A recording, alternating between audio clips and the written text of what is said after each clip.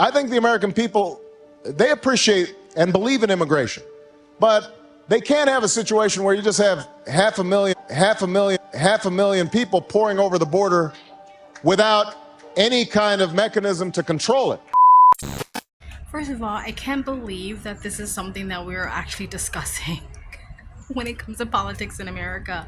Are Haitians eating people's pets? Definitely not on top of people's list when it comes to voting issues this election. However, I will say what I notice people are doing is basically the same way they've gaslit the citizens, the locals, and the civilians that lived in places like Ohio when they complained for months about Venezuelan gangs, and they were told that they were exaggerating, that these were made up stories, that it wasn't happening. And what do you know, there's Venezuelan gangs taking over apartment complexes and collecting rent. So there are several buildings actually under the same ownership, out-of-state ownership, that have fallen to these Venezuelan gangs.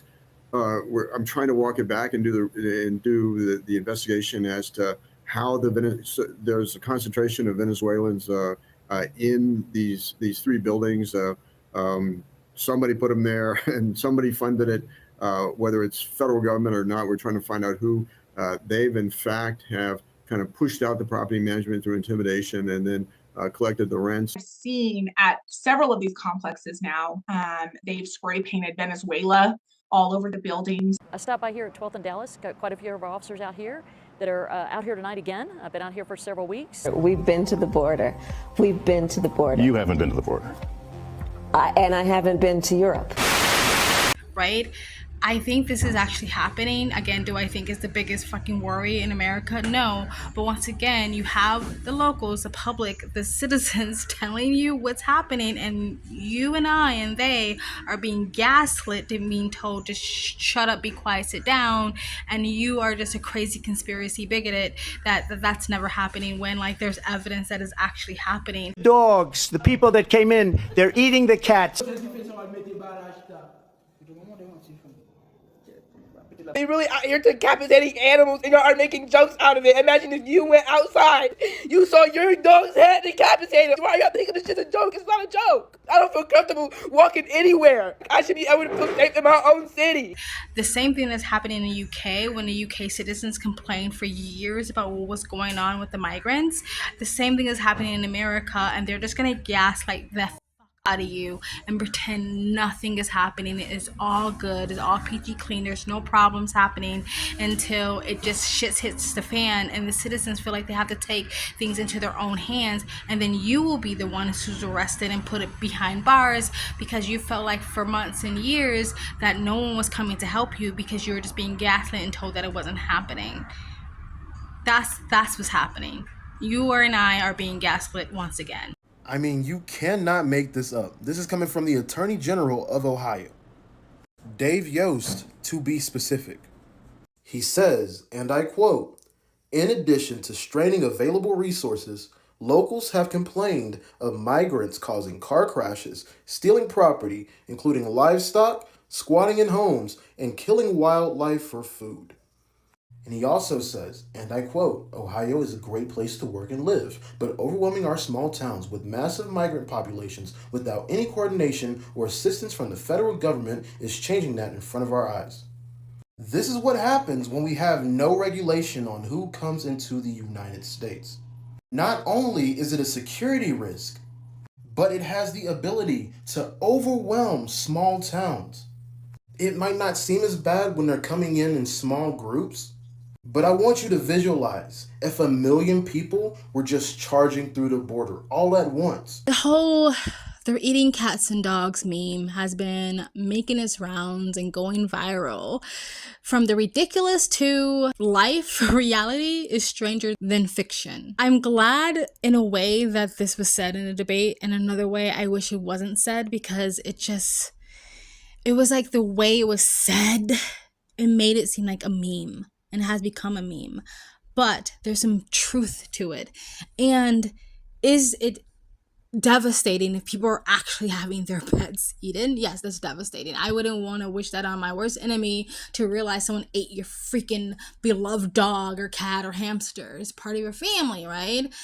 But it's really linked to a bigger story that it's very frustrating that the mainstream media and people who hate Trump wants to latch onto that part of it, but completely ignore the bigger story, which is the huge migration, immigration, illegal immigration problem, the open borders problem that America's having, that's caused by yours truly, the border czar. I would say is he brought up this misleading false claim that you yourself have talked about in recent days about Haitian immigrants in Springfield, Ohio, abducting people's pets and eating them, which officials there have said is not true. You yourself acknowledged it may be false on Twitter. You still told people to keep spreading it.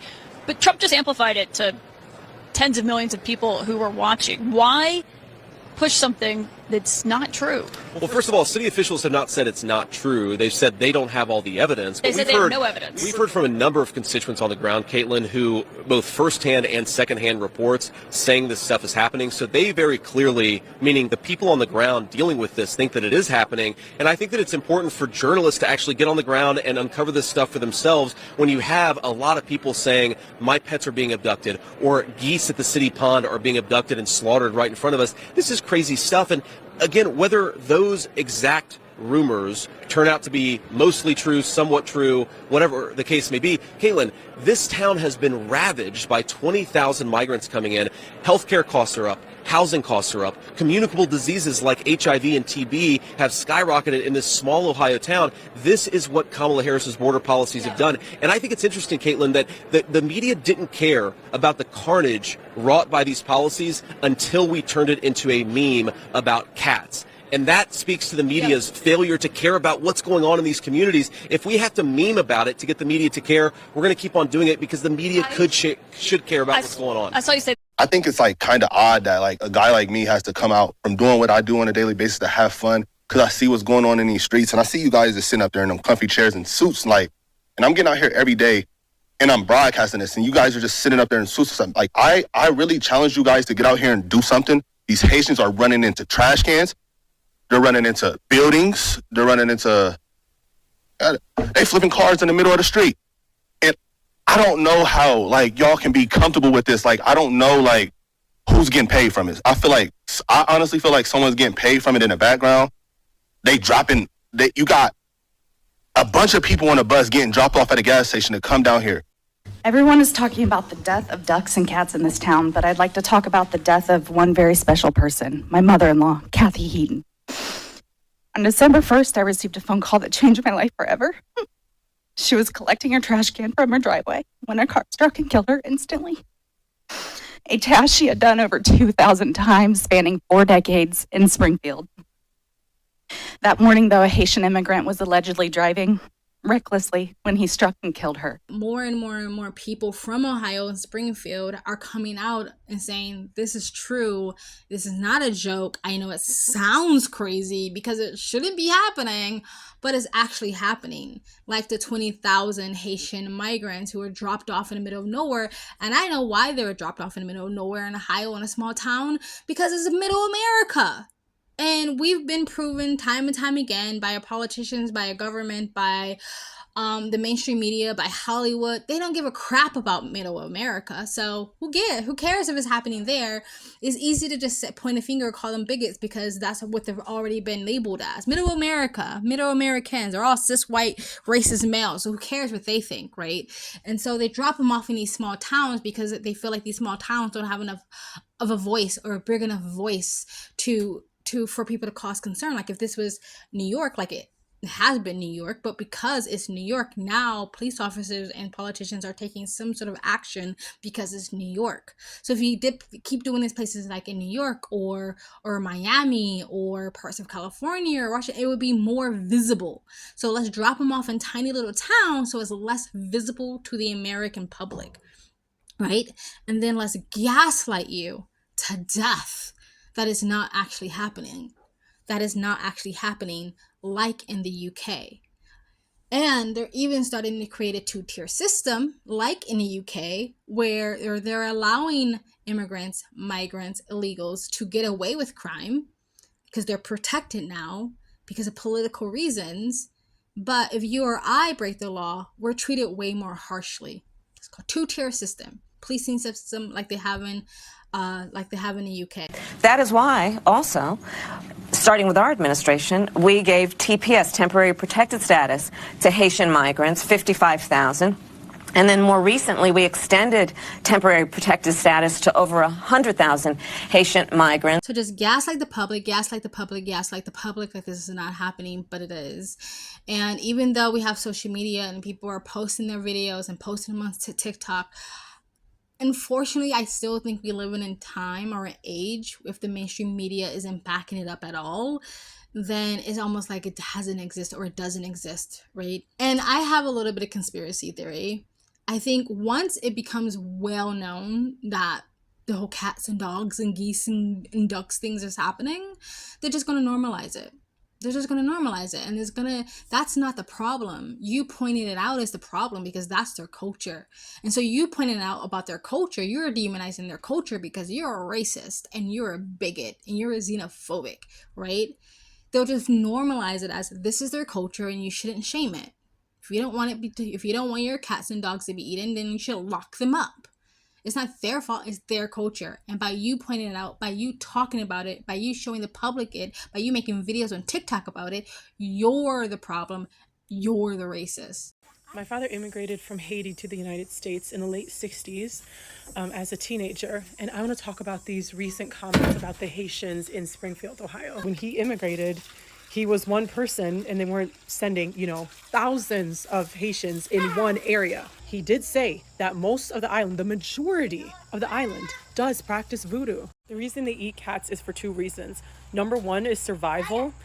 This is the poorest country in the Western Hemisphere.